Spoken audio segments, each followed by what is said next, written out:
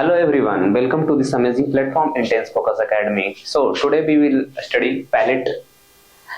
Previous lecture we studied tongue and tooth. It is the part of oral cavity. ठीक है, आज हम लोग पैलेट के बारे में स्पेशली पढ़ेंगे. तो पैलेट क्या है? पैलेट कुछ नहीं है, पैलेट एक पार्टीशन है. पार्टीशन बिटवीन क्या है? Partition between nasal cavity and oral cavity. जो नाक का कैविटी है और मुंह का कैविटी है उसके बीच एक पार्टीशन है, उसी को कहते हैं पैलेट. तो डिफिनीशन क्या हो जाएगा? सिंपल शब्दों में लिख लेंगे. Definition partition B slash B W का मतलब between, partition between nasal cavity and oral cavity. ठीक है, इस हिसाब से बोल सकते हैं ओरल कैविटी का जो छत है वो पैलेट हो सकता है, ओरल कैविटी का जो रूफ बनाता है वो पैलेट बनाता है, और नेजल कैविटी का जो फ्लोर बनाता है वो पैलेट बनाता है. ठीक है, इतना क्लियर है. Partition between nasal cavity and oral cavity is known as palate. आइए हम लोग एक डायग्रामेटिक रिप्रेजेंटेशन के साथ इसको समझ लेते हैं. देख रहे हैं ये क्या है? नाक है और ये है मुंह. ये दिख रहा है ये क्या है? पैलेट. और ये है टंग हमारा, ये है टंग. तो ऊपर क्या है? नेजल कैविटी, नीचे क्या है? Oral cavity. नेजल कैविटी और ओरल कैविटी के पार्टीशन को हम लोग क्या बोल रहे हैं? पैलेट. तो ये है पैलेट. ठीक है, पैलेट. तो पैलेट में भी दो हम लोग होता है, hard palate and soft palate. Hard palate and soft palate.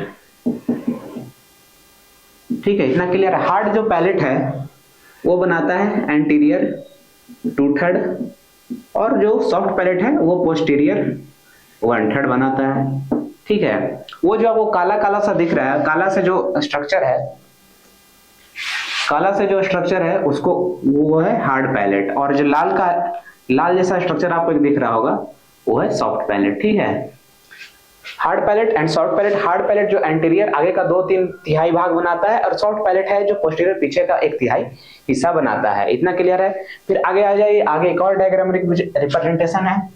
ये क्या हो गया? टंग हो गया, और इसके पीछे ये हो गया फोल्ड्स. फोल्ड्स होते हैं कुछ. तो ये आपको जो लटकता हुआ बेल स्ट्रक्चर, घंटी की तरह जो स्ट्रक्चर दिख रहा है उसको हम लोग बोलते हैं यूबुला. यूबुला.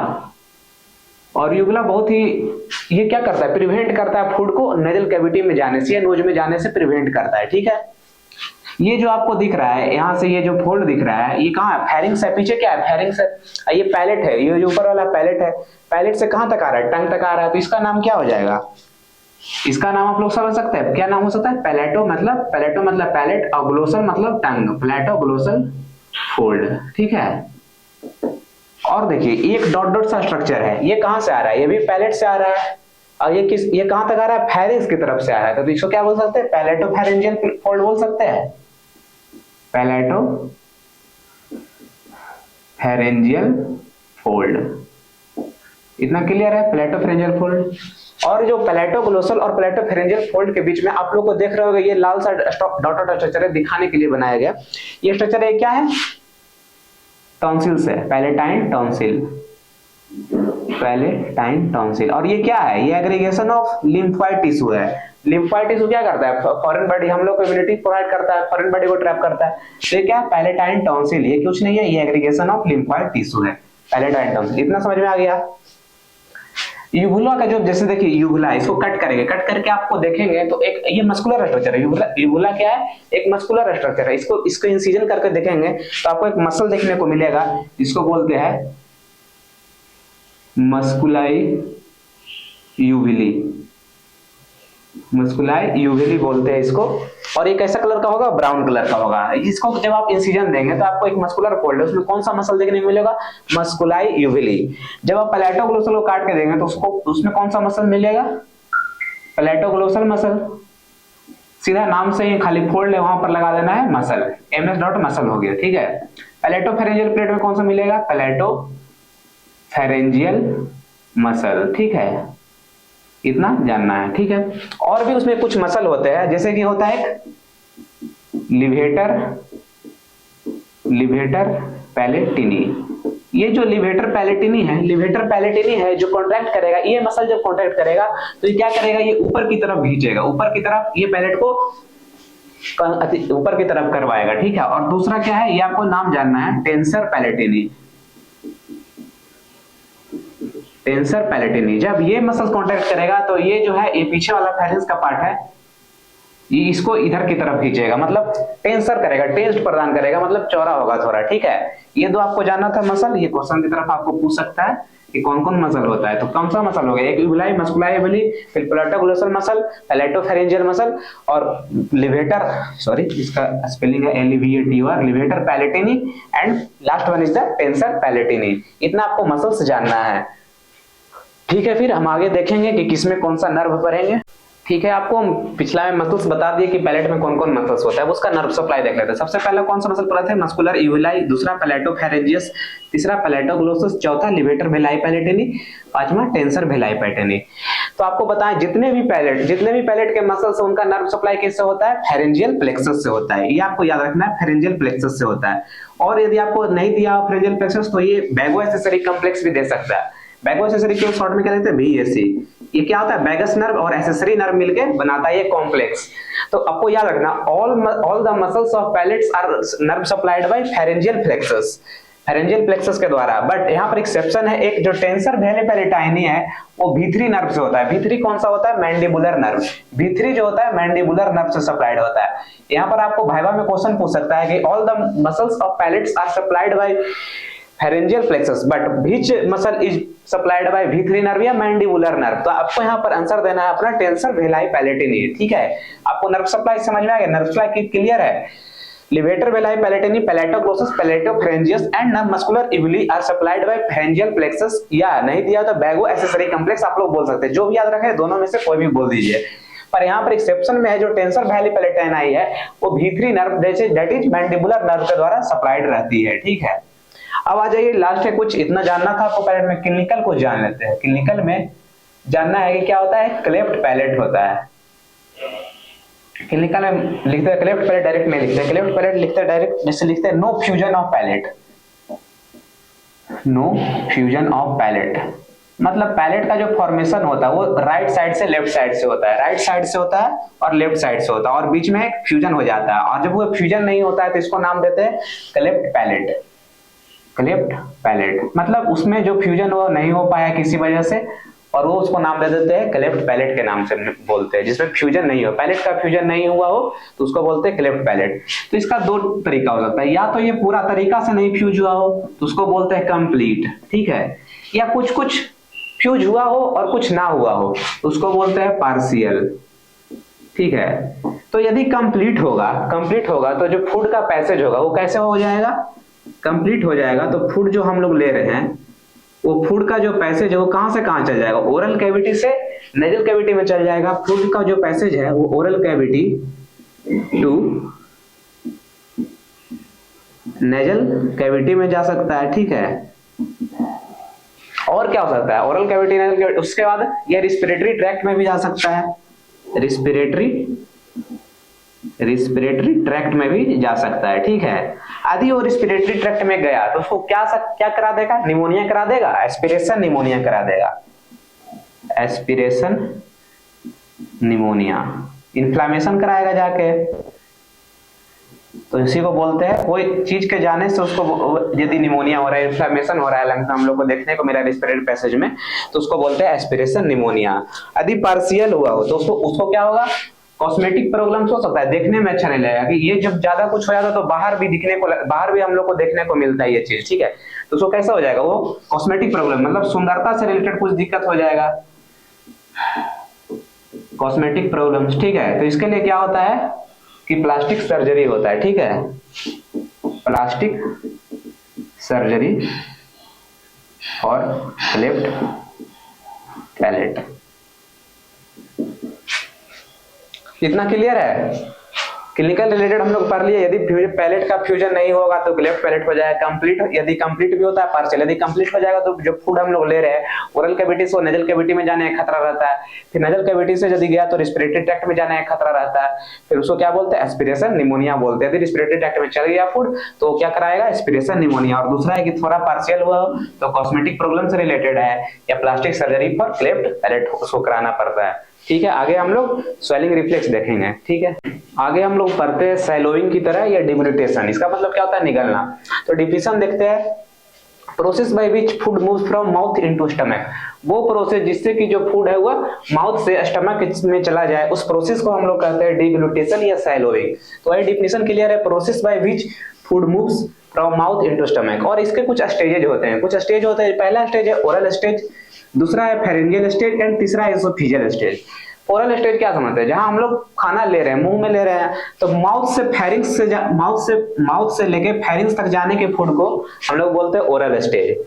फिर माउथ फेरिंग से चल गया है, फेरिंग से आगे इसोफेगस तक के जाने को हम लोग बोलते हैं फेरेंजियल स्टेज, और फिर इसोफेगस से स्टोमक तक के फूड को जाने को कहते हैं हम लोग इसोफेजियल स्टेज। तो पहले हम लोग एक एक करके देखेंगे, थोड़ा थोड़ा, इतना जानना नहीं मैं इस सिलेबस में, मगर देखते हैं, नाम में आपको याद रहना चाहिए। Oral stage, pharyngeal stage, oesophageal stage. तो ओरल स्टेज में क्या होता है, ये फर्स्ट स्टेज होता है और ये वॉल्यूंटरी स्टेज होता है। वॉल्यूंटरी इसके लिए कह रहे हैं कि एक सीरीज ऑफ एक्शन से रिलेटेड है। वॉल्यूंटरी इसलिए कह रहे हैं कि जब तक हम लोग फूड लिए माउथ में, अब हम लोग उसको मैस्टिकेट करेंगे, च्यूइंग जब तक नहीं करेंगे तब तक वो पीछे वाले सरफेस में पहुंचेगा नहीं। मतलब एक ये हम लोग के चिबाने, मतलब हम लोग पे डिपेंड कर रहा है कि हम लोग उसको कितना च्यूइंग कर रहे हैं, ठीक है। तो इसी को कहते हैं वॉल्यूंटरी स्टेज। बाकी ये दोनों है जो इनवॉल्यूंटरी है, ठीक है, इनवॉल्यूंटरी। तो इसमें कुछ सीक्वेंस ऑफ इवेंट्स होते हैं। पहला क्या है कि प्रीपेरेटरी पोजीशन होता है, यहाँ पर प्रीपेरेटरी पोजीशन, मतलब अब हम लोग फूड को पूरा तरीके से चिबा लिए, च्यूइंग कर लिया है, तो एक जैसे टंग है, टंग को आप मानिए, तो टंग ये एंटीरियर पार्ट हो गया, ये पोस्टीरियर पार्ट हो गया, और डोर्सल। तो जो चिबाने के बाद जो फूड है वो कहाँ आ गया है, पोस्टीरियर और dorsal surface, posterior dorsal surface पे आ गया, मतलब पीछे वाला पार्ट, और डोर्सल मतलब ऊपर वाला, ठीक है। पोस्टीरियर डोर्सल सरफेस टंग पे आ गया है, ठीक है। और दूसरा क्या, एंटीरियर पार्ट ऑफ टंग, तब जिसके कारण क्या होगा, जो एंटीरियर पार्ट है, ये आगे वाला पार्ट है, वो रिट्रैक्ट करेगा और डिप्रेस कर जाएगा। डिप्रेस मतलब नीचे चल जाएगा और रिट्रैक्ट करेगा, ठीक है। फिर क्या होगा, जो इसके कारण जो ये रिट्रैक्ट हुआ और डिप्रेस हुआ, उसके कारण जो पोस्टीरियर पार्ट है वो क्या कर जाएगा, एलिवेट कर जाएगा, उठ जाएगा, और वो भी रिट्रैक्ट करेगा। किसके अगेंस्ट करेगा, हार्ड पैलेट के अगेंस्ट रिट्रैक्ट करेगा। जिसके कारण क्या होगा, हार्ड पैलेट के अगेंस्ट रिट्रैक्ट किया तो एक प्रेशर जनरेट करेगा, प्रेशर फील करेगा, प्रेशर जनरेट करेगा, और ये कैसा प्रेशर होगा, पॉजिटिव प्रेशर। तो यही लिखा है, last one is the forceful contraction of tongue against hard palate. Palate के अगेंस्ट एक फोर्सफुल कॉन्ट्रैक्शन प्रोड्यूस क्या कर रहा है, प्रेशर, पॉजिटिव प्रेशर प्रोड्यूस कर रहा है in the post part of oral cavity. Oral cavity के पोस्टीरियर पार्ट में एक पॉजिटिव प्रेशर जनरेट कर रहा है। और कौन क्या जनरेट कर रहा है, क्योंकि टंग हार्ड पैलेट के अगेंस्ट एक फोर्सफुल कॉन्ट्रैक्शन लगा रहा है। इतना हो गया ओरल स्टेज में, ठीक है। आगे हम लोग देखते हैं कौन सा, फेरेंजियल स्टेज। जो दूसरा स्टेज होता है वो फेरेंजियल स्टेज होता है, इसको सेकंड स्टेज भी कहते हैं, और यह एक इनवॉल्यूंटरी स्टेज है, मतलब इसको कंट्रोल अपने आप से नहीं करते हैं, ठीक है। ये एक इनवॉल्यूंटरी स्टेज है। अब इसमें बात है फेरेंजियल स्टेज, इसमें फेरिंग्स की बात होगी। हम लोग फेरिंग्स रिस्पिरेटरी सिस्टम में पढ़ेंगे, यहाँ पर सिर्फ जानते हैं फेरिंग्स क्या होता है, पढ़ते आ रहे हैं। Pharynx is the common passage for food and air, खाना और हवा का दोनों का एक साथ का पैसेज है, कॉमन पैसेज। यहीं पर आगे फूड और एयर दोनों आते हैं, मिलते हैं। तो डिवाइड्स, जो फेरिंग्स है वो डिवाइड्स होते हैं किसमें, लैरिंक्स और इसोफेगस में। लैरिंक्स क्या होता है, लाइज एंटीरियरली, एंटीरियर लाइज करता है। जो फेरिंग्स कंटिन्यूअस में आता है वो कहाँ, lies anteriorly and continues as respiratory passage, ठीक है। रिस्पिरेटरी ट्रैक्ट बनाता है आगे, इतना समझ आ गया लैरिंक्स का। और फेरिंग्स किसमें होता है, लैरिंक्स और इसोफेगस में डिवाइड होता है। Larynx lies anteriorly and continues as respiratory tract, और इसोफेगस कहाँ होगा, lies posteriorly and continues as, कहाँ क्या बनाता है, ये जीआई ट्रैक्ट बनाता है, गैस्ट्रोइंटेस्टाइनल ट्रैक्ट, ठीक है। इतना क्लियर है। फेरिंग्स किसके साथ कम्युनिकेट कर सकता है, फेरिंग्स आपको बोल रहे हैं कि जब डिवाइड लैरिंक्स और इसोफेगस में हो रहा है तो किसके साथ डिवाइड कर सकता है, पहला तो कम्युनिकेट किसके साथ करेगा, माउथ के साथ करेगा। दूसरा क्या होता है, फेरिंग्स का 3 पार्ट बताए थे, नेजोफेरिंग्स, ओरोफेरिंग्स एंड लैरिंजोफेरिंग्स। उससे क्लियर हो गया, माउथ से करेगा, नोज से करेगा, लैरिंक्स से करेगा, और क्या करेगा, इसोफेगस से भी ये कम्युनिकेट कर सकता है। तो इतना क्लियर होने के बाद जब हम लोग बोलस देखेंगे, जब बोलस जो बन गया फेरिंग्स तक आ गया है, वो कहां तक इंटर, कहां इंटर जा सकता है। ये बोल रहा है bolus from pharynx can inter into 4 parts, 4 parts में जा सकता है। कहां कहां, पहला back into the mouth, back into the mouth, mouth में ही फिर से चला जाए, जा सकता ही है। फिर नोज में चल जाए, अब barred into the nose, nose में या चला जाए। तीसरा किस में जा सकता है, लैरिंक्स में जा सकता है, फॉरवर्ड फॉरवर्ड आगे क्यों गिराता है? Forward into the larynx. और चौथा क्या हो जाएगा? इसोफेगस में जा सकता है। इसोफेगस में जाना ही चाहिए, ये तो नॉर्मल होता है। तो डाउनवर्ड, डाउनवर्ड इनटू इसोफेगस। तो यही बोल रहा है, बोलस जो बना वो 4 पार्ट्स में कहीं भी जा सकते हैं। पहला तो बैक इनटू द, या तो माउथ में ही चला जाए, या तो नोज में चला जाएगा, या लैरिंग्स में चला जाए, या इसोफेगस में। तो ये जो ऊपर वाले पार्ट है बैक इनटू द माउथ, इसको प्रिवेंट करने के लिए क्या होता है? प्रिवेंट करने के लिए हमारे पास टंग अवेलेबल है, टंग अवेलेबल है, पीछे सॉफ्ट पैलेट अवेलेबल है। और यह क्या करता है? हाई इंट्रा ओरल प्रेशर रहता है। हाई इंट्रा ओरल प्रेशर की वजह से ये बैक इनटू द माउथ नहीं जाता है, ठीक है। हाई इंट्राओरल प्रेशर मतलब विद इन द ओरल, एक हाई इंट्रा प्रेशर ओरल होने के कारण वो बोलस जो है फिर माउथ में नहीं जाता है, ठीक है। अब barred into the nose, nose से प्रिवेंट करने के लिए क्या होता है? सॉफ्ट पैलेट होता है। Soft palate prevent the food goes in the nose. अब इसको प्रिवेंट करने के लिए क्या है नोज के लिए? कि सॉफ्ट पैलेट है उसके पास। सॉफ्ट पैलेट क्या होता है? जब लेते हैं हम लोग खाना, वो सॉफ्ट पैलेट क्या होता है कि नेजोफेरिंज ओपनिंग है उसको कवर कर लेता है, जिसके कारण जो फूड है वो नोज में या नोजल कैविटी में नहीं जा सके, ठीक है। आगे हम लोग लैरिंग्स के लिए देखते हैं। लैरिंग्स में कुछ क्वेश्चन है उसको हम लोग बताना जरूरी है, ठीक है। फिर आगे हम लोग देखते हैं कि फूड को कैसे लैरिंग्स में जाने से हम लोग प्रिवेंट कर सकते हैं। कर सकते नहीं, होता है प्रिवेंट। कैसे होता है? तो पहला काम क्या होगा कि जो लैरिंग्स है उसका जो पहले वो फॉरवर्ड आगे की तरफ आएगा और ऊपर की तरफ इसका मूवमेंट होगा। आगे लिख रहा है forward and upward movement of लैरिंग्स। तो जिसके कारण क्या होगा, जब ये ऊपर आएगा तो ऊपर इसके ऊपर क्या जाता है? जो ओपनिंग ऑफ लैरिंग्स को क्या कहते हैं? ग्लॉटिस। जो बैकवर्ड मूवमेंट ऑफ एपिग्लॉटिस होगा और जो एपिग्लॉटिस प्रेजेंट है उसका बैकवर्ड मूवमेंट होगा। और लैरिंग्स क्या हुआ है कि लैरिंग्स फॉरवर्ड आके ऊपर गया है, जिसके कारण क्या होगा कि जो एपिग्लॉटिस है वो लैरिंग्स के ओपनिंग को सील कर देगा, बंद कर देगा पूरी तरीके से, ठीक है। और ये सब इतना क्लियर है, forward and upward movement of लैरिंग्स, जिसके कारण जो है कि बैकवर्ड मूवमेंट ऑफ एपिग्लॉटिस का बैकवर्ड मूवमेंट होगा और इसके कारण जो लैरिंग्स का ओपनिंग है वो पूरी तरीके से सील हो जाएगा। अगला काम क्या कह रहा है कि ये जो सभी मूवमेंट्स है, ये जो सभी मूवमेंट्स है मिलके ये रिस्पिरेशन को थोड़ी देर के लिए अरेस्ट कर देता है। Arrest respiration for a few second, कुछ देर के लिए ये अरेस्ट कर देता है। और इसको क्या बोलते हैं? डिग्लूटिसन एपनिया, ठीक है। Deglutition apnoea. Apnoea refers to, apnoea किसको बोलते हैं? Apnoea refers to temporary arrest of breathing. Breathing को कुछ temporary arrest of breathing is known as apnoea, ठीक है। इसको क्या बोलते हैं? डिग्लूटिसन एपनिया, या डिग्लूटिसन का क्या नाम है? Swallowing apnoea. इसको स्वेलिंग एपनिया भी बोलते हैं। तो इसका मतलब क्या है? Arrest of breathing during pharyngeal stages of deglutition. तो आपसे क्वेश्चन पूछ सकता है, क्वेश्चन क्या पूछ सकता है कि जो डिग्लूटिसन एपनिया या स्वेलिंग एपनिया है वो किस स्टेज में देखने को मिलता है? तो आपका आंसर होगा फेरेंजियल स्टेज, ठीक है। इतना चीज क्लियर है। तो आगे हम लोग बढ़ते हैं entrance of bolus into oesophagus. जो हम बोलस बना वो इसोफेगस में कैसे उसका एंट्री होता है? तो पहला क्या चीज है? Upward movement of लैरिंग्स stretches opening offices. यहाँ पर क्या बोल रहे हैं कि अपवर्ड मूवमेंट होता है लैरिंग्स का। जो लैरिंग्स का अपवर्ड मूवमेंट हुआ ये क्या रहता है? आगे की तरफ रहता है। ये जो आप लोग कार्टिलेज रिंग तरह के फील कर सकते हैं, तो क्या बोलते हैं? ट्रैकिया, ठीक है। इसी में लैरिंग्स प्रेजेंट रहता है ऊपर। तो upward movement of लैरिंग्स stretches opening of oesophagus. जो लैरिंग्स का ऊपर की तरफ मूवमेंट हो रहा है उसके कारण जो है कि इसोफेगस का स्ट्रेचिंग हुआ है, स्ट्रेचेज ओपनिंग ऑफ इसोफेगस, जिसके कारण इसोफेगस क्या कर गया? डायलेट कर गया है, ठीक है। तो फिर साइमल्टेनियसली उसी के साथ क्या बोल रहा है? जो 3 से 4 सेंटीमीटर इसोफेगस का ऊपर वाला पार्ट है वो रिलैक्स कर जाएगा। रिलैक्स क्या कर जाएगा? मतलब डायलेट कर जाएगा। ज्यादा स्ट्रक्चर बड़ा होगा उसी में ज्यादा चांस रहेगा कि फूट जाएगा, ठीक है।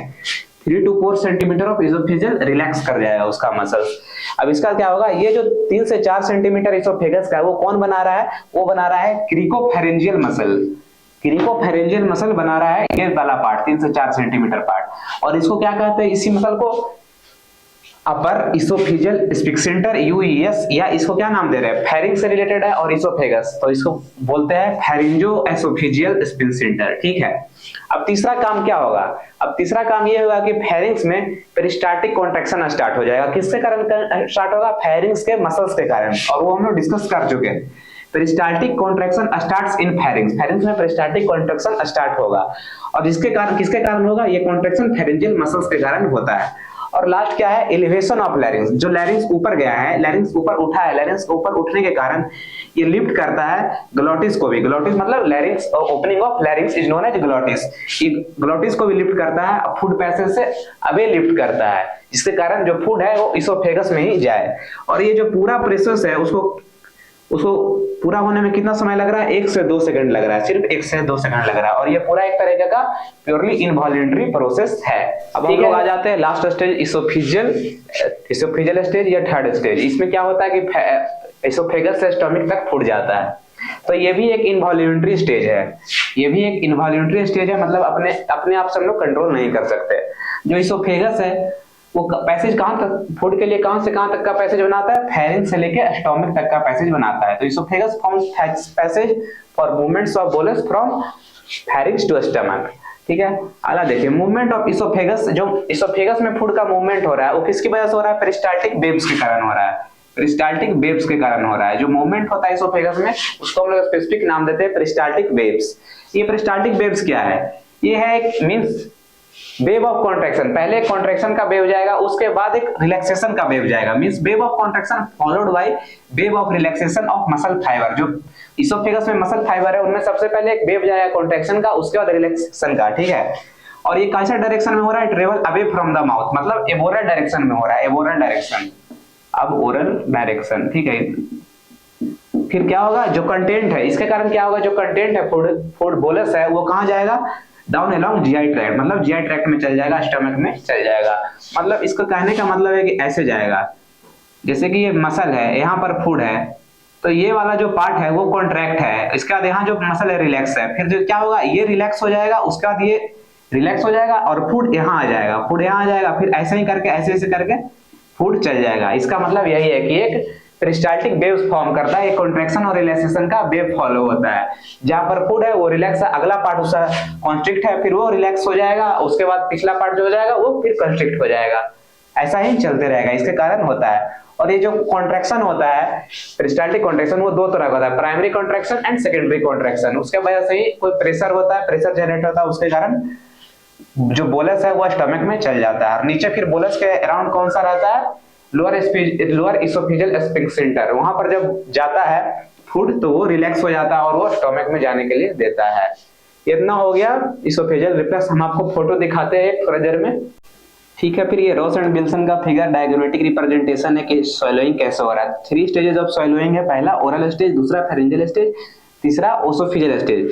तो ओरल स्टेज में आपको क्या पता है कि फूड जाएगा माउथ में और उसको कौन प्रिवेंट कर? उसमें जो टंग है वो हार्ड पैलेट पे प्रेस करेगा और एक पॉजिटिव प्रेशर जनरेट होगा जिसके कारण की फूड फेरिंग्स तक पहुंच जाएगा। सेकंड स्टेज में क्या होता है? Pharyngeal stage. फेरेंजियल स्टेज में क्या होता है कि जो फूड है वो कहीं भी जा सकता है, माउथ में जा सकता है, नोज में जा सकता है, लैरिंक्स में जा सकता है, इसोफेगस में जा सकता है। तो माउथ में जाने से कौन प्रिवेंट कर रहा था? टंग प्रिवेंट कर रहा है।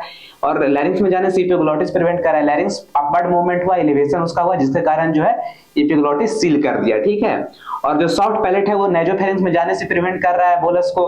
तो ये इसके पास क्या बचा कि इसोफेगस में अब आगे जाएगा। और लास्ट है इसोफेजियल स्टेज। इसोफेजियल स्टेज में क्या हुआ कि पेरिस्टाल्टिक वेव का फॉर्मेशन हुआ। पेरिस्टाल्टिक वेव क्या होता है कि एक वेव ऑफ कॉन्ट्रैक्शन होगा जिसके बाद आगे उसके एक वेव ऑफ रिलैक्सेशन भी होगा उसके मसल फाइबर का, जिसके कारण क्या होगा? जो बोलस है वो propel down into the GI tract, GI tract में फूड चल जाएगा।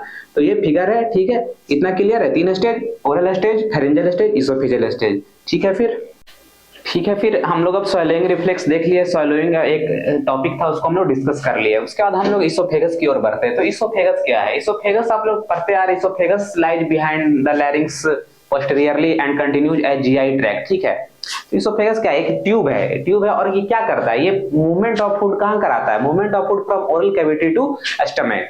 तो ये क्या? एक मस्कुलर ट्यूब है। डेफिनेशन क्या हो जाएगा इसका? डेफिनेशन लिखिए। एक क्या है? एक हॉलो मतलब खोखला। हॉलो है muscular tube. Hollow muscular tube क्या? एक ट्यूब है which is responsible for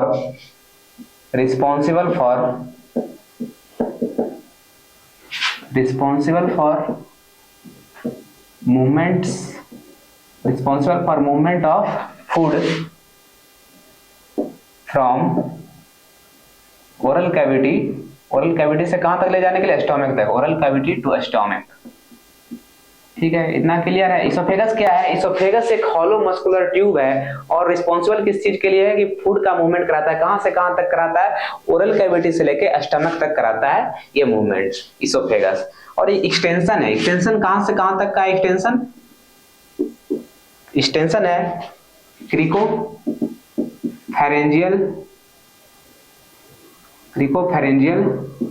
junction to कहां तक? गैस्ट्रोइसोफेजियल जंक्शन तक का, गैस्ट्रोइसोफेजियल जंक्शन तक का ये एक्सटेंशन है। पीछे हम स्लाइड में बताया कि क्रिकोफेरेंजियल मसल होता है और यही क्या करता है, 3 से 4 सेंटीमीटर होता है जो रिलैक्स हो जाता है जब बोलस आता है। ठीक है, तो यहाँ पर कौन सा मसल था? क्रिकोफेरेंजियल मसल, इसे बोलते हैं क्रिकोफेरेंजियल जंक्शन या अपर इसोफेजियल सेंटर बनाता है। और ये कहां तक का जंक्शन है? गैस्ट्रोइसोफेजियल जंक्शन तक का। अब लेंथ देखते हैं। इसका जो इसोफेगस का लेंथ होता है वो 25 सेंटीमीटर का होता है, 25 सेंटीमीटर। और आपसे एक यहाँ पर ऑब्जेक्टिव पूछा जाएगा कि बॉडी में और कौन सा स्ट्रक्चर है जो करस्पॉन्डिंग स्ट्रक्चर है जिसका लेंथ 25 सेंटीमीटर होता है। तो इस चीज को याद रखने के लिए एक निमोनिक आप याद रख सकते हैं, ड्यूड्स। ड्यूड होता है ना, ड्यूड, कूल ड्यूड ऐसे होता है, कुछ ड्यूड बोलते हैं ना अपने दोस्तों में। तो इसका याद रखिएगा। डिओडेनम का स्ट्रक्चर जो होता है वो भी 25 सेंटीमीटर होता है। यूरेटर का जो स्ट्रक्चर होता है वो भी 25 सेंटीमीटर होता है।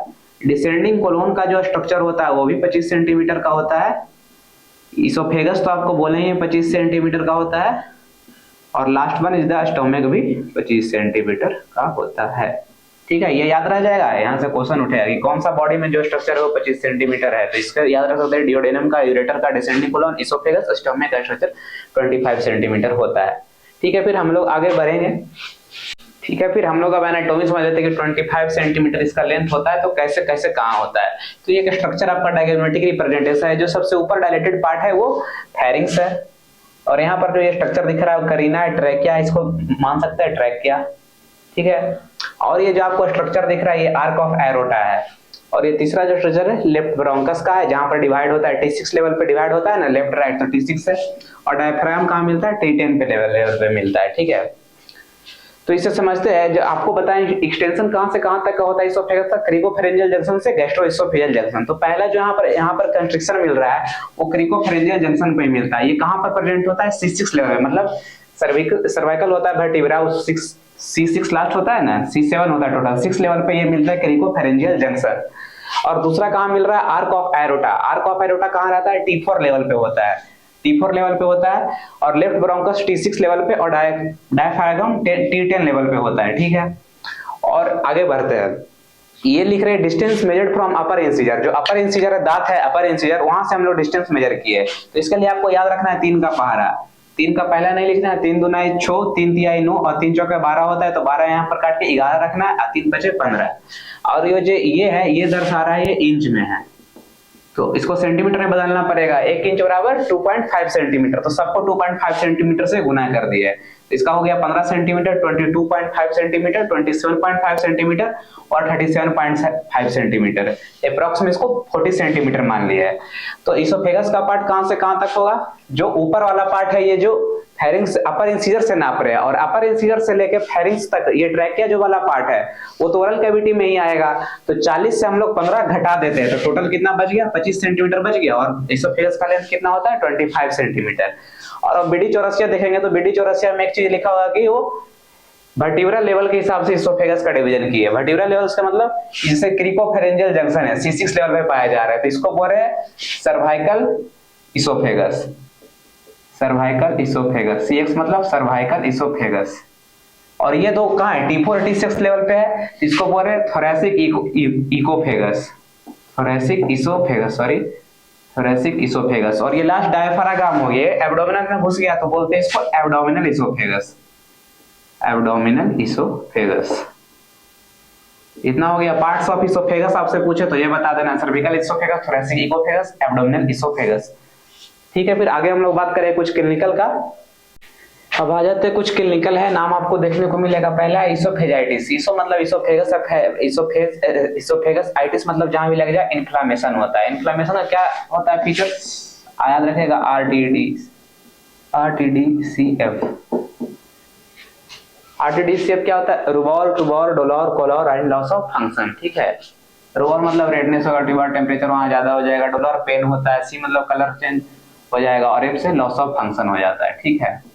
तो इसोफेजाइटिस दो तरह का होता है, इन्फ्लेमेशन दो तरह का होता है, एक्यूट और क्रोनिक। एक्यूट इसोफेजाइटिस बहुत तुरंत समय में, सडन एक्यूट मतलब क्या होगा, सडन या सीवर इसोफेजाइटिस, ठीक है। और क्या होता है क्रोनिक, जो बहुत लंबे समय से है, ठीक है। दो तरह का इसोफेजाइटिस देखने को मिलेगा, एक्यूट और क्रोनिक। दूसरा क्या, इसोफेजियल मोटिलिटी डिसऑर्डर, मतलब इसोफेगस में जो उसका ट्रैक है उसमें मोटिलिटी डिसऑर्डर आ जाए। तो यहाँ पर देखिए कि नीचे वाला dilation of lower end of oesophagus, oesophagus का जो है वो लोअर एंड है वो डायलेट कर गया है, यहीं पर फुट रहा है। इसका एक टर्म होता है, इसका नाम देते हैं एक्लेजिया कार्डिया, एक्लेजिया कार्डिया देते हैं, जहाँ की लोअर एंड ऑफ इसोफेगस है वो डायलेट कर गया है। Dilation of lower end of oesophagus is known as achalasia cardia. Third one क्या है, इसोफेजियल कैंसर हो जाए। इसोफेजियल कैंसर दो तरह का, एक तो पता है आपको कि इसोफेगस में कौन सा टिश्यू देखने को मिलता है म्यूकोसा में, non keratinised squamous stratified squamous epithelium, ठीक है। तो स्क्वामस कार्सिनोमा होगा, मतलब उसका कैंसर क्या है, अनकंट्रोल्ड ग्रोथ है टिश्यू का, अनकंट्रोल्ड ग्रोथ है टिश्यू का, तो यही स्क्वामस कार्सिनोमा देखने को मिले। अब सेकंड वन क्या है, एडिनो कार्सिनोमा। एडिनो कार्सिनोमा नाम देते हैं कहां, जहां ग्लैंडुलर होता है, ग्लैंडुलर सेल देखने को जहां मिल रहा है उसमें कार्सिनोमा होता है, उसको बोलते हैं एडिनो कार्सिनोमा।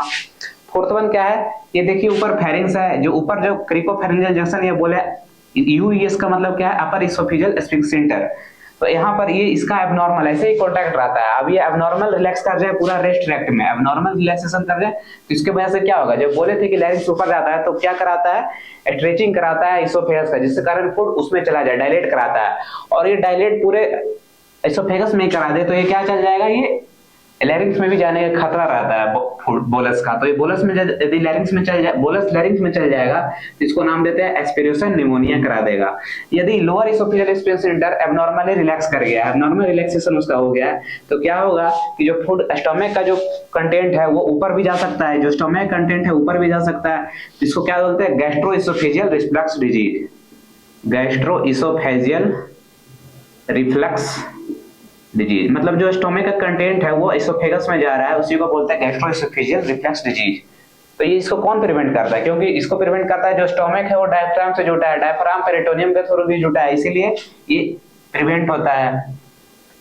और एक होता है बैरेट्स इसोफेगस। बैरेट्स इसोफेगस कब बोलते हैं, जब मेटाप्लेजिया देखने को मिले। जब नॉर्मली इसोफेगस में कौन सा सेल देखने को मिलता है, स्क्वामस सेल, स्क्वामस एपिथेलियम, वो बदल जाए कॉल्यूमनर सेल में, कॉल्यूमनर सेल में, तो इसी को बोलते हैं बैरेट्स इसोफेगस, ठीक है। इतना पता चल गया, स्क्वामस सेल जब बदल जाए कॉलमनर सेल में तो इसको बोलते हैं बैरेट्स इसोफेगस। इसको नाम क्या देते हैं, जब एक सेल दूसरे सेल में बदलने लगेंगे तो इसको बोलते हैं मेटाप्लेजिया, ठीक है। इतना क्लियर है।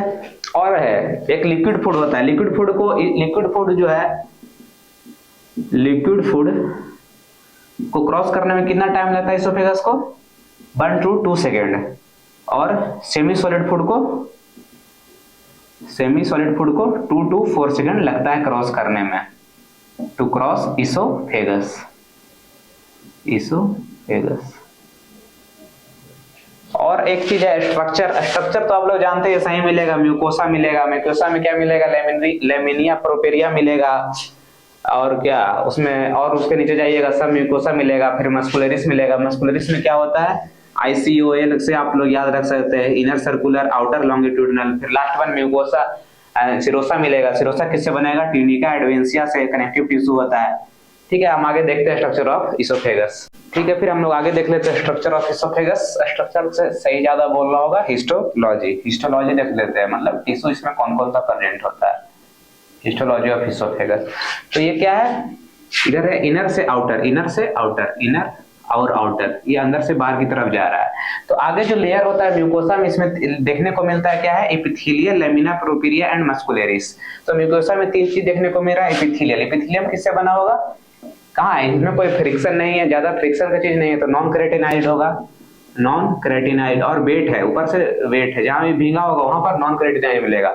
Non keratinised stratified squamous epithelium present होता है, और यही स्क्वामस एपिथेलियम कॉलमनर एपिथेलियम बदलता है। इसको नाम देते हैं क्या, मेटाप्लेजिया, और इसको पूरे को नाम देंगे फिर ऐसे बदल जाएगा तो बैरेट्स इसोफेगस, ठीक है। पीछे हम लोग डिस्कस कर चुके हैं।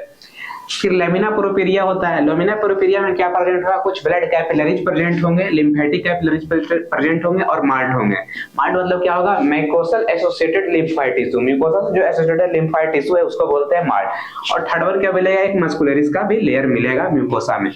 फिर इसके आगे आ जाइए, उसके आगे क्या है, सब म्यूकोसा। सब म्यूकोसा में क्या प्रेजेंट होगा, ब्लड वेसल्स प्रेजेंट होंगे, लिम्फेटिक्स प्रेजेंट होंगे और नर्व सप्लाई प्रेजेंट होंगे। नॉर्मल सब म्यूकोसा में यही सब प्रेजेंट होता है, blood vessels, lymphatic, nerve supply. फिर आ जाइए मसल लेयर में। ये जो लाल लेयर है, ये पीछे वाला क्या दिख रहा है आपको, सर्कुलर। सर्कुलर, इनर सर्कुलर होता है, आउटर लॉन्गिट्यूडिनल होता है। ऐसे याद कर सकते हैं ICOL से, inner circular outer longitudinal layer मिलता है मसल्स का।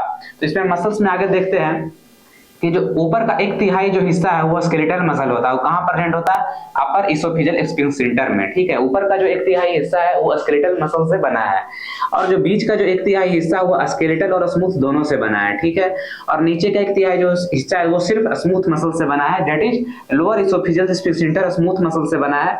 और ये होता है क्या, कार्डियक स्फिंक्टर भी बोलते हैं लोअर इसोफेजियल स्फिंक्टर को। ठीक है, और जो सबसे आउटर लेयर हो गया सिरोसा, वो होता है ट्यूनिका एडवेंसिया। और ट्यूनिका एडवेंसिया को क्या है, एक तरह का कनेक्टिव टिश्यू है, एरियोलर कनेक्टिव टिश्यू का बना होता है। एरियोलर कनेक्टिव टिश्यू में क्या प्रेजेंट होंगे, सभी प्रेजेंट फाइबर्स होंगे और उसके कुछ मैट्रिक्स होंगे।